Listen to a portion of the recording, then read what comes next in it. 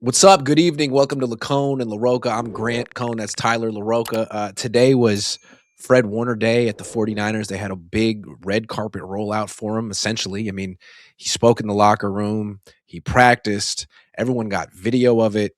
It's everywhere. You've seen Fred Warne running around. He looked spry, he looked agile, he looked fresh, he looked eager to play football. When asked if he would play this weekend, he wouldn't rule it out and said, they were saying they weren't going to open my practice window. Now it's open. So seems like when a future Hall of Famer who's in his prime says he's ready, maybe the team takes his word for it. Do you think Fred will play in this game?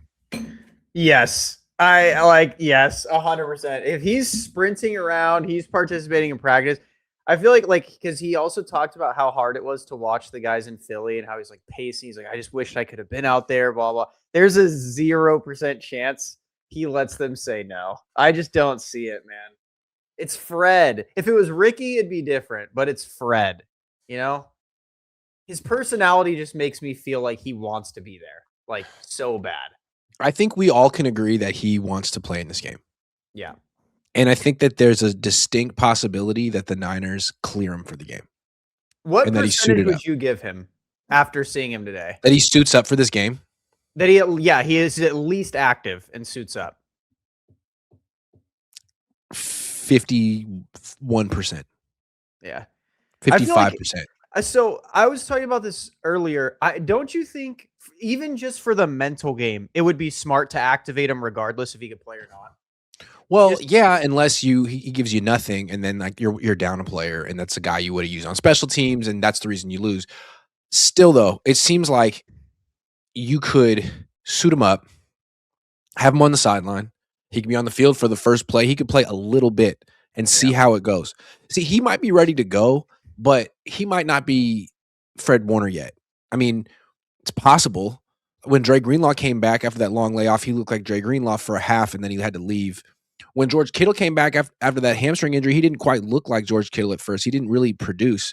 Maybe Eric Kendricks is better this week than Fred Warne.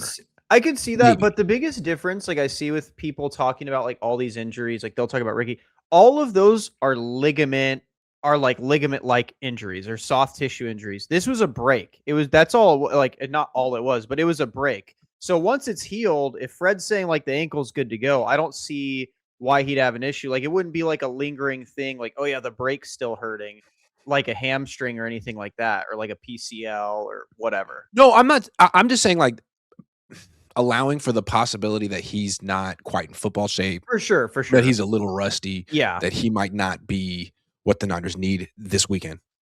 But the emotional thing, because that's what Trent Williams kind of said. He's like, look, even if all he can do is suit up and be with us in the locker room and on the sideline, like that would be a huge boost and inspirational to see what he's attempting to do. So that's kind of the way I see it. I mean, it feels like a little bit too good to be true. And to expect him to go out there and make 13 tackles seems a little rich. I'll say this, though. You know what else felt too good to be true was Ray Lewis coming back from a torn bicep in the playoffs to go on a miraculous Super Bowl run and beat the firing 49ers. So I'm just saying, crazier things have happened.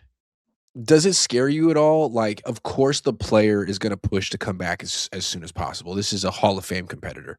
Yeah. Really, it's the organization's job to protect the player from himself and make sure that he's really, really, really, really ready. And these are the 49ers we're talking about. I mean, they may or may not be subjecting their players to toxic EMF waves daily. Dude, this combo is crazy. You know what I mean? So I'm just saying, like, maybe of all the organizations, this is the one that might want to be a little self-aware and say, do we want to potentially do this again? Yeah. I mean, so again, here's my thing is with Fred, again, if it wasn't a break, like say it was like I don't know the equivalent. Like say he had like a really bad calf strain, right? Or something like that. I would be, a little bit more cautious, but it's like when a break is healed, the break is healed. There's nothing else besides, like you said, being out of football shape that could really, I guess, deter him. And at the end of the day, I think the way the organization looks at it is like, well, Fred's back at full speed, even a 90% Fred's, and this isn't even an insult to Eric Kendricks. A 90% Fred's better than Eric Kendricks. So it's like we only have at the very like most, we have 3 Assuming he's games left. 90%. Yes, exactly. But at the very best, or at the very worst, I guess, with games to be played, you have 3 games left. So it's like, I feel like the argument you would make though for Warner is like over Bethune is like, look, even if Warner isn't physically himself, just his veteran presence, his yeah, communication. I mean, ever since Bethune's been the middle linebacker, the defense can't stop a screen pass. Like yeah. that won't happen with Warner on the field. And I think with Kendricks, he has a lot of that as well. I mean, he's Mhm. very experienced and he can do those things. He's not the player Fred Warner is when Fred Warner's Fred Warner, but man, he just had a hell of a game against, But why couldn't he some play really with good Fred? players. Why What's couldn't he that? play with him? It's a good question. Why couldn't he? Yeah. I feel like he's probably played every linebacker position at some point in his career. Well, he was saying Mike isn't his natural He position. did say that. So, yeah, I think he's in. I think switching him to his other position would be fine. I think Wallows did good too. I think it's one of those things where it's Maybe like, those are your 3 linebackers, and you say Luke Gifford, thank you very much. D Winners, good luck. yeah, I would love that. So I think I don't know, man. It feels so good if Fred can come back. I'm a little too emotional about it though. Like I would want Fred out there if he says he could play. I'd be like, yeah. I feel like Kyle and Sala are thinking the same thing. Like if Fred tells me he can play, I'm not going to say no, Fred. I'm going to hold you back a little bit. Wouldn't it just get like the team and the Niner fans and maybe even some of the Seahawks fans pretty fired up to see Fred Oh, Warner running dude. onto the field? I mean, that'd be incredible. I feel like the Seahawks are already a little bit worried because we're already back. And I feel like if you hear Fred Warner's return game is to play you because he wants to beat you. That's not really a game I want a piece of. And like, couldn't you do it like, all right, Fred Warner is suiting up. Fred Warner is being announced. Yeah. Fred Warner is not on the field for the first drive. We're not playing Fred Warner yet. Okay. But we're holding him right here. He's right here. And you don't know if he's going to go on the field, when he's going to go on the field. I mean, let's say it's the game on the line, final play. Maybe that's when we bring Fred Warner on the field. But like, you got to think about him. He's there and he's interacting with his teammates. Like that would probably be worth doing in a do or die game that you're probably going to lose. I was saying that they should 100% activate him because Yeah. I think they're game planning right now for Eric Kendricks and Garrett Wallow. The second you hear on Friday or Sunday, yeah, Fred Warner's activated, you're like, oh, well, that game plan's a bit of a mess now because maybe they were planning on targeting the middle of the field with where the linebacker should have been. And it's like all of a sudden with Fred back, it's like, I mean, you can try Fred, sure, go ahead. Like you could try, but I probably wouldn't recommend it.